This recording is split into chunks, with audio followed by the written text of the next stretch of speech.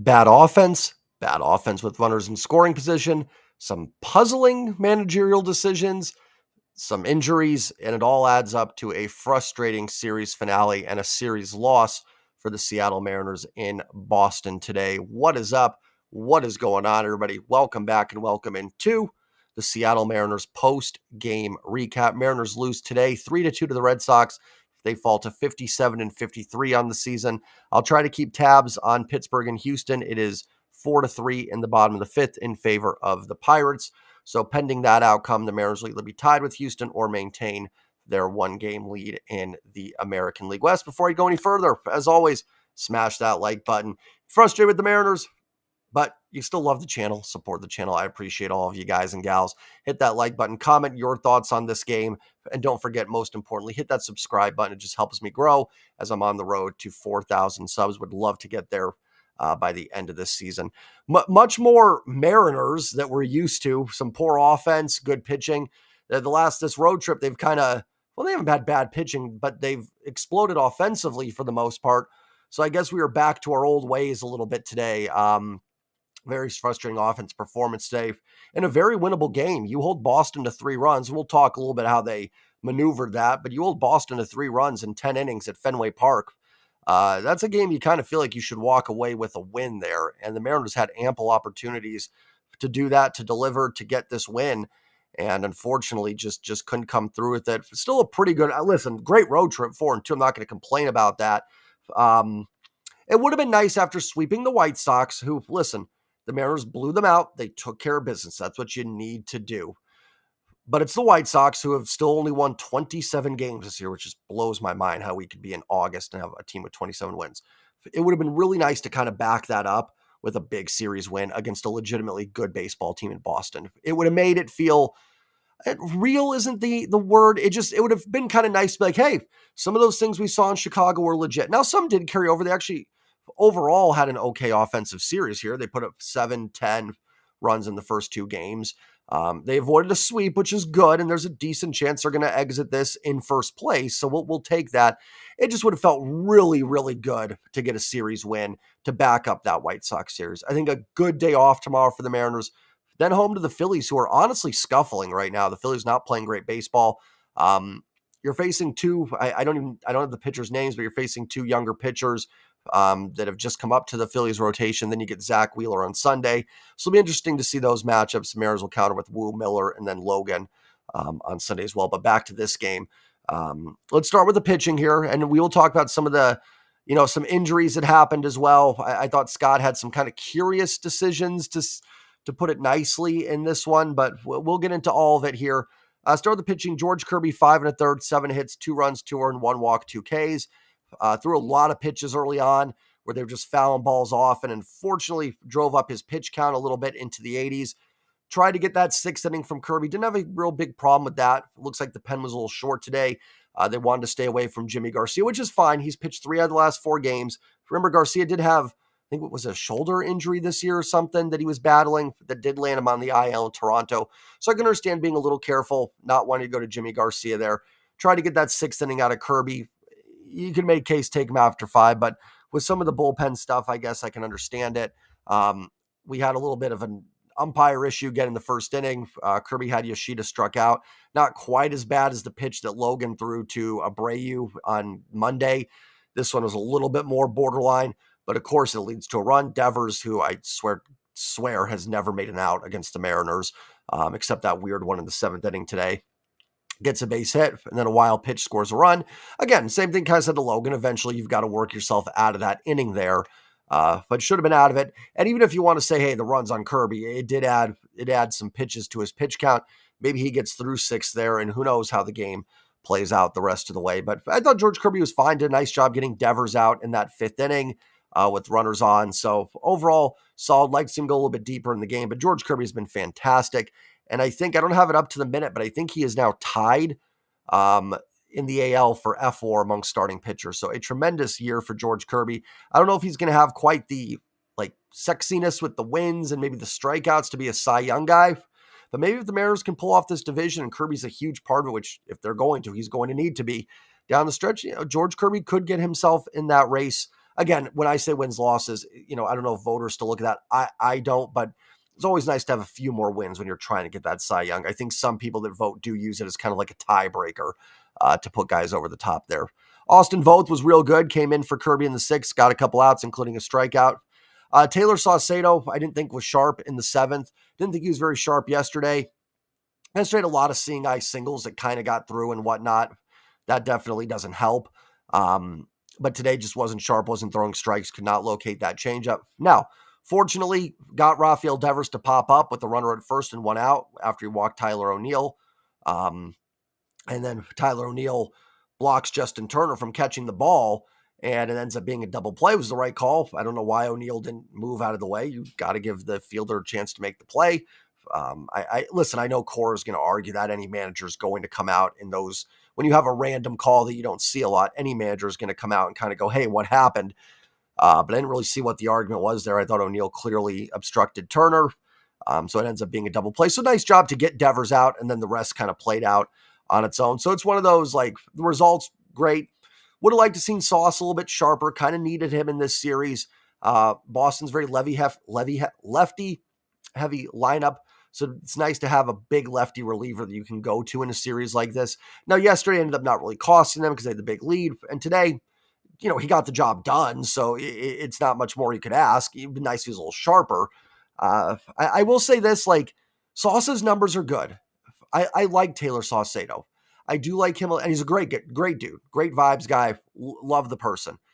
I do wish he was more of kind of the second lefty in the bullpen. I think it's why some of us talking, we mentioned Tanner Scott a little bit at the deadline as a guy, or even, Mariner Sir mentioned Andrew Chafin yesterday. Gabe Spire, obviously back down in Tacoma, just not finding it. Velocity hasn't been there since he came off the injured list. They could really use 2023 Gabe Spire. As you get into the race here and you're facing Yordan Alvarez, Corey Seager. Now, luckily you have Jimmy Garcia, Andres Munoz, guys that can get lefties and righties out. But man, it would be nice to really have a lefty that you just have that faith in. And Sauce is good, but I just don't know if I quite have that level of faith in him. But got the job today.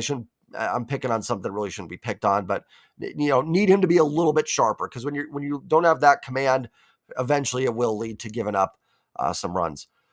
Gregory Santos leaves with a bicep injury, MRI tomorrow. It might just be a lost year for Santos, and that really sucks, because you get Jimmy Garcia. It looks like you finally maybe have a big three with Santos, Garcia, and Munoz, which is what we thought coming into this year. Matt Brash, Santos, Munoz. This bullpen is going to be, ice in the veins, locking games down, no problem. Now, overall, I think the bullpen's still been fine, but it's had a lot more hiccups, which is expected. They've missed two of their best relievers for majority of this season. Hopefully it's nothing. Hopefully Santos is fine. And a shame, because honestly, I think that's as good as he's looked this year. 2 quick outs, got a strikeout. He looked really good. And it looked like, I was kind of thinking, hey, maybe Santos kind of found it now. And then the injury. Bicep, if it's anything remotely serious, probably out for the year. Just brutal. Just absolutely brutal. Good news is you do have Santos for 4 more years. So I can tell you next year, yes, you're going to probably lose Jimmy Garcia, but you're going to have Santos. You're going to have Matt Brash back. You got Andres Munoz. So your pen's going to be in very good shape next season. It's just been unfortunate this year. And that's a blow, because one of the upsides to the Mariners, like, with the trade deadline we talked about, obviously they add Garcia and others. It was kind of like, hey, you get Gregory Santos back as well here. And just really unfortunate. Hoping for the best. You guys know I try not to speculate on injuries, but if it's anything more than just like, a minor bruise or, something, he's going to be out for a while, I would think. And we're at a time now where a while, there's only like 52 games left or whatever it is on the season. So a while could be kind of a death sentence to a player's season, unfortunately. So rough news on Santos. Just brutal. I mean, every time but on the mound, just something happening, unfortunately. So, tough blow. And like I said, I thought that was as good as he looked all year. Man, Colin Snyder deserves a lot of credit. He showed some cojones today. An inning and a third for Snyder, including staying in for that 9th inning, gives up 2 hits, strikes out 3. Strikes out Tyler O'Neill in the 9th with runners at 2nd and 3rd. And man, it stinks, because that's really should have been what we were talking about, is how good Colin Snyder was. And what a pickup Colin Snyder has been. he's one of those guys that's making the loss of some of these guys less of a blow. He has been absolutely fantastic. Obviously, he was up at the beginning of the year, never really settled into a role, has come back and has been lights out, and he is now a trusted high leverage reliever, and for good reason. And it's not just the ERA sitting at 1.37. Snyder is also sitting at 23 strikeouts in 19 and 2/3 innings. How many walks does he have? He has walked three batters all season. 23 strikeouts, 3 walks, ERA in the ones. Yeah, that's going to play. I mean, that's Andres Munoz numbers right there. Maybe not quite the strikeout level, but the command's been better, honestly. So I'm not comparing Snyder to Munoz. Munoz still the guy. But man, what an effort by Snyder. Now let's get into a little bit of the weirdness of some of the Scott's bullpen decisions here. If you guys saw, Munoz was warming up in that 8th inning with Santos. And Divish reported out that Munoz was only going to come in if they had a lead. Now listen, if it's an injury thing with the back, I really don't get into those things. It's just, if it's an injury, that goes, my thing with that is that just goes beyond Scott. That's something that goes to training staffs, front offices, and they deem when a guy can pitch and when he can't. So maybe that was the case. But obviously he was good enough to pitch with a lead. I didn't mind leaving Snyder in for the 9th. I actually thought that was okay. Now, I actually would have gone to Munoz with Tyler O'Neill up 2nd and 3rd. But Snyder got out of it. So I'm just trying to be honest. Like, even when something works out, I'll say when I don't agree with it. I was fine Snyder starting the 9th, because if you can get a quick inning there and you can get some runs in the 10th, you then have Munoz for the heart of the Red Sox order in the 10th, which would have been Devers, Yoshida, and I'm not sure who was up after. I think Rough Snyder was in there as well. So you would have had Munoz for the heart of the order with that runner on second in a tough spot, and you've got your best reliever ready to go in that situation, and Snyder's been really good. A little surprising to go to Munoz, like I said, when Tyler O'Neill was up. I thought that was a spot where Snyder's thrown over 20 pitches. You might want to get Munoz in there to try to get out of this, get to 10th, and maybe he can still pitch the 10th inning if he can get O'Neill on like 2 or 3 pitches or something. But obviously, they stuck with Snyder throughout, and it paid off. And truthfully, I thought it had a good chance to pay off. We'll get to the Mariners' offense. They were atrocious in the 10th inning. And they probably deserve the most blame, the offense.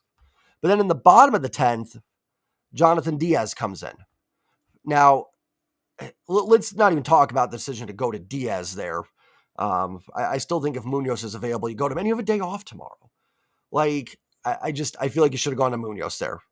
But they go to Diaz, and they pitch to Devers in the 10th inning.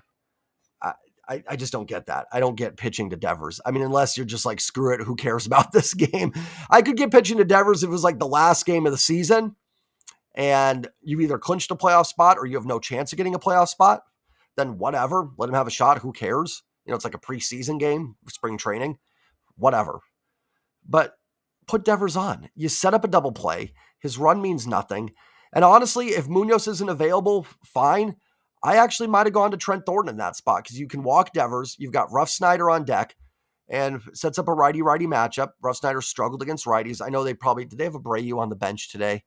Abreu was pinch hit for by Gonzalez, so probably would have gotten to face him. Now listen, Thornton has been really bad the last month, to the point where I didn't realize how much he'd really struggled until I went back and looked at some of the numbers. Even his Savant page is starting to go blue, and everything like that. So I'm not saying Trent Thornton was the answer there. I didn't have a huge problem going to Diaz necessarily in that spot, whatever. But I mean, if you're not going to, I think it should have been Munoz. Now listen, if the offense isn't going to score, none of this is going to matter anyways. But how do you not walk Devers there? And Scott just doesn't walk guys. And listen, are you in a tough spot in that inning? Yeah, if you don't score in the top half in extra innings, the odds of winning in the bottom after going into the bottom half are going to be really low. So it's not like I had a ton of faith. They probably weren't coming out of that 10th inning with a win. Let me be clear about that. This isn't me trying to come up with some strategy that, you do this, you would have gotten out of it and you might have won the game. It was probably a lost game regardless, and that falls on more on the offense. We'll get into it. But why are you pitching to Devers? Devers has killed you. Put him on. His run doesn't matter. Take your chances with Rough Snyder. If he beats you, tip your cap. And you set up a double play. Or if they bunt, then you're a pop-up and another, out away from getting out of it. So did not agree with that decision. I will leave it at that. I did not agree with the decision to pitch to Devers, unless it was just to put us out of the misery from the game. But yeah, I thought that was odd. I thought going to Diaz was odd there. And I get it. Munoz only going to pitch with the lead. And I know on the road, some people agree with that, but I got to have my best guys out there. This was a big game. You don't have the tiebreaker with Boston now for the wild card. That could come back to bite you. Boston's got the tiebreaker over you. This was not a throwaway game. It wasn't. It was a nice road trip. It was solid. It could have been great. This was not a game to throw away. I'm not going to get on it again. If Jimmy Garcia, if they're trying to be careful with the injury, fine. I can understand that. Like I said, those decisions go beyond Scott. But Munoz was good enough to pitch with a lead. Let him pitch. You have the day off tomorrow. Maybe if you played tomorrow, I can understand it a little bit more, but you've got the day off tomorrow. He didn't pitch Monday. So it's back-to-back days with a day off, 2 days pitched, and a day off. I think you could have done that. I think you could have done it. Now, what would have happened the 11th? I don't know. If the Mariners don't score then, yeah, then you're kind of screwed, right? If you don't get that run in the 11th, Boston probably wins, because then you're stuck with Diaz or Thornton and whatever. But man, to leave Munoz out there, and again, well, he would have pitched with the lead, but well, you got to get to that point first, right? Like I've talked about that a lot. If it's the 6th inning and the bases are loaded, nobody out, and you're playing the Astros and you're up 2-0 and Yordan Alvarez is up, go get Andres Munoz. Well, Jay, what do you do later in the game? You might not get to tonight. Well, what would you have done the 11th if Munoz pitched the 10th? There was no 11th because Diaz gave up the run. I'm not even mad at Diaz necessarily. Devers is that good. It's not Diaz's fault, to be perfectly honest. There's nobody getting Devers out right now. So, and maybe Munoz gives up the run. It happens. Again, most of this should fall on the offense. I just think a poor decision there. And the Mariners have lost 7 straight one-run games. That's been their bread and butter. And I've talked about my stuff with Scott. I laid it out after the Angels video, and I've defended Scott a lot, but he has had some really, I think, puzzling decisions this year. Now, the Santos injury doesn't help, and there were some injuries on offense. We'll talk about Mitch Garver and all that stuff, but some puzzling decisions. Even go back to that third Angels game. Why was Thornton brought in there, not Munoz with the runner at second? What are you saving him for? I mean, if he's good, again, if Munoz is down, I know I'm repeating myself, then he's down. There's nothing you can do. But if he's able to pitch, I don't know, let him face Devers or so. I don't know. I mean, you'd still walk Devers. I'd still walk Devers with Munoz, but whatever. All right, let's get to the true atrocity of this game, the offense. Listen, Victor Robles with the hip stinks. That's a rough one. It sounds like Scott said he might be, it's something he's just got to play through, which in some ways is good news because, okay, he can play through it, but it's also something that might just be hampering him the rest of the year. I'd rather honestly have like a week off and he's 100% than 70% but he's got to play through it. So you didn't have Victor Robles today. Jorge Polanco gets removed from the game as well. So, and Polanco's been red hot. So 2 of your better bats out of the game, Robles in the beginning, and then Polanco, and he would have had some at-bats. That Leo Rivas at-bat in the 10th inning would have belonged to Polanco. Is Polanco guaranteed to get that run in? Of course not. Do I think there's a good chance he does with the way he's swinging the bat? I do. Now, and then maybe Munoz pitches the 10th and you win. So, and not much you can do about that as a manager. There's injuries, but very unfortunate. Hopefully Polanco's okay to be back in there Friday because my gosh, they need him right now. And Victor Robles, as well. They need these guys right now, or my gosh, you need Julio back. If Robles is going to miss time, you absolutely need Julio back in that outfield to stabilize it a little bit. So some brutal injury fronts today. We talked about Santos, Polanco, and then Robles as well. The Mariners just been so banged up. And of course, all this happens the day after the deadline also, which is super frustrating. Not trying to make excuses for the front office. They still could have gotten some guys, and knowing that Santos hasn't been healthy and Polanco's been a little banged up. So it's why I talked about guys like IKF, not a perfect player. He's been really good this year. But man, it'd been nice to have IKF take that at bat in the 10th, right? Versus Leo Rivas.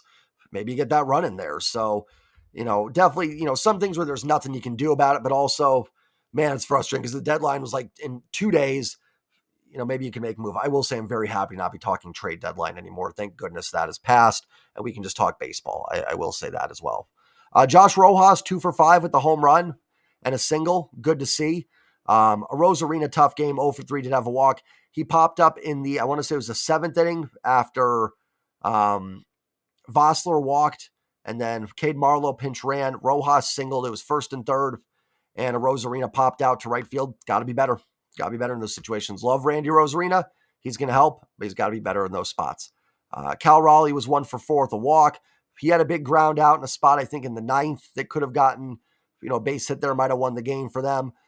Cal with a double and a walk, not a bad game at all. But again, today was kind of one of those things where, in non-clutch situations, they were fine offensively, but in the clutch, man, they were just awful. And especially the next guy, Justin Turner, 2 for 5. That's solid. On base, 2 out of 5 at-bats, on base twice, 400 on-base percentage. But his most important at-bats, he had one with the bases loaded, got ahead 1-0, grounded out. Then he had an atrocious at-bat in the 10th inning, and he's a guy that doesn't strike out, and he struck out and stranded that runner at third. They had a runner at third, nobody out in the top of the 10th. You cannot, I don't care who you have coming up, you've got to get that run in that situation. That was just awful. And Turner's got to be better. I like Justin Turner. That was a nice, solid little pickup, but he's got to be better. He's a veteran. He knows how to get that run in that situation. He has got to be better in that spot. I think he will be, but that was rough. I can understand. Like Leo Rivas grounded out after Turner. I'm not mad at Leo Rivas. He's up because of some injuries. He's kind of your third string shortstop. He's done some nice things. I cannot sit here and go, how could Leo Rivas not get the run in? I can't do that. It's Leo Rivas. Nice little player, but I don't have any expectations. I do have expectations for Justin Turner as a veteran, a solid hitter that doesn't strike out. I expect him to get that run in that situation. He's got to be better, especially after the pass ball against Cal in the third. So good to see Turner with a couple hits. Would have preferred him to not have those hits early on and get him later in the game in the spots. Polanco was 0 for 3 with a walk. Did look a little banged up with that knee. Had some tough at-bats. I wonder if it was bothering him. Rivas 0 for 1 came in defensively. Luke Raley was 1 for 3, and then he struck out. Luckily, Dylan Moore bailed him out in that at-bat in the 4th inning. He was also hit by 2 pitches. So Raley actually on base 3 times. Raley's had to be leading the league and hit by pitches in the last month. I feel like that's actually the only times he's really reached base recently has been through hit by pitches, unfortunately. Get on any way you can. Someone's got to carry the Ty France mantle. Raley's been scuffling. It's been tough. Listen, you got to play him right now with Julio out against a righty. You need him in there. They need another Luke Raley hot streak. He started out cold. Then he had a real nice run there in the kind of the middle of the year. They need one more good Luke Raley stretch. We've talked about a lot of these guys need to step it up. Luke's one of them. They need a Luke Raley hot streak to finish this season. Let's check on and the Astros took the lead 5-4. Great, cool, very cool. Dylan Moore 1 for 4, had the base hit, also walked. Nice little game for Demo. Continues just kind of do his thing. Mitch Garver. Let me just go through it. Vossler was 0 for 2 with a walk. Mitch Haniger pinched hit for Marlowe and was 0 for 1. Didn't have a problem with Haniger pinch hitting there for Cade Marlowe. It's oddly enough, it's lefties that Haniger can't hit. He's actually got a 119 WRC plus against righties, oddly enough. So let's talk about Mitch Garver. 0 for 5. I think every at-bat he had was with runners in scoring position, and every at-bat was a disaster. He had the one of the 10th. I kept tweeting, okay, Mitch, you can redeem yourself a little bit here. And he had 2 of those. I think in the 8th as well. He had an at-bat and nothing. Just an atrocious game for Mitch Garver. And, and listen, I want to be clear too. I don't know if you guys saw Ryan Divish's comments or his kind of interview with Garver. And Garver mentioned, some things about playing through it and everything and doing that. He also mentioned that he has received death threats, and his family has as well, or people have mentioned it to his family. I know that's none of you. I know that for a fact because you're all cool dudes and gals. But if that is any one of you, just unsubscribe. I'm just being serious. That, there's no place for any of that. This is a game. I said on Twitter, it's a kid's game. It's meant to be fun. Listen, criticizing Garver is fine. I'm not saying that. If you want to say, man, Garver, dude, you stink. That's fair. That is absolutely fair. But death threats, things like that is just disgusting. Absolutely disgusting. So for anybody watching this, anybody in the Garver family, I highly doubt it. If you watch this, that is disgusting. I do not condone that in the slightest. Just terrible. Just absolutely terrible. These are human beings still, and they still deserve, no matter what struggles, how bad they've played, they deserve to be treated as human beings. So again, I know that's none of you, but if it is, if you have been someone, just hit the unsub button. It's no big deal. Well, it is a big deal if you're sending death threats, but it's no big deal to me if you're unsubbing because of that. But I know that's none of you. You're all, we're all, I think everyone that watches this channel, comments, is a pretty level-headed person. Again, not saying don't yell at the Mariners, not saying don't be critical. Garver was awful today. Big reason they lost the game because he had some crucial at-bats. They just needed one. Just needed one big hit from Mitch Garver, and they probably win this game. In terms of what you do with Garver, I don't think you can really do much. I think he's your backup catcher. I don't think you're going to get anything better from Sebi Zavala if you bring him back up. I know some people are going, really? I'm like, yeah, I think Garver's just, he's at least going to run into a few. Zavala's probably not going to do that. He's actually hit lefties okay. I would let him catch the occasional game against a lefty starter, and that's about it. I think that's about your value. See what you can do in the offseason with that contract. I don't really know, but that's about where I'm at with that. That was just an awful, awful game from Garver. Like I said, didn't have to be perfect. One of those at-bats, just line a base hit, and the Mariners probably win that ball game. I can go through all the decisions that Scott made and rip them, and they should be ripped. But if the offense can't come through, Garver's not going to come through in one of those at-bats, none of it would have mattered. It just would have extended the game. Go to Munoz, fine. In the 11th, you don't score, it wouldn't matter because you have to go to Diaz or Thornton anyways. Last thing I'll say, then I'll get out of here. I want to go back a little bit to that decision to walk Devers. I want to be clear on a couple things. I said this on Twitter. I don't think pitching to Devers there and walking him would have necessarily changed the outcome of the game. I don't. I think the Mariners are probably going to lose that game in that spot regardless. But you have to put your team in the best position possible to get a win. That's a manager's job, right? The manager, I don't think, has any control over necessarily how that plays out. Scott could have brought in Munoz, walked Devers, and Ruff Snyder could have lined one into the gap against him. It happens. Even the best pitchers get hit. That's not Scott's fault if that happens. But you have to put your team in the best spot to succeed. And they did not do that today. They played this game like it was April 5th. And now, again, if something comes out, Munoz was hurt and he truly wasn't available or something, then I take that back. There's nothing you can do. But they played that game like it was the first series in April. And it's like, yeah, we're not going to pitch Munoz back-to-back. Diaz is going to come in. There's 50 games left. There's 50 or 52. You got to get these games. You have to. Like I said, if Munoz comes in and if he pitches to Devers or Ruff Snyder and they get him, then they get him. So be it. And again, most of this is on the offense. But that doesn't mean that the manager gets a pass either for poor decisions. And I thought Scott's made some head-scratching ones the last week. Listen, they're not making a managerial move this season. They're not. If they weren't doing it after the Angels series, which was just the low of the low, and I truly don't think it'll get that much lower. I'm not saying they're going to win every series the rest of the way, but I don't expect it to be that low again. They're not going to move on. Whatever. I don't think Christopher Negron or Manny Acta would be making much different decisions. I don't know. But, like I said, I still stand by everything in the offseason. When this team doesn't get in the playoffs, changes are needed. Hopefully a bounce-back series coming up against the Phillies here. Going to be a tough one. Philly's cold, but sometimes playing those teams when they're cold is tough because they're due. You're going to face Kyle Schwarber, Bryce Harper.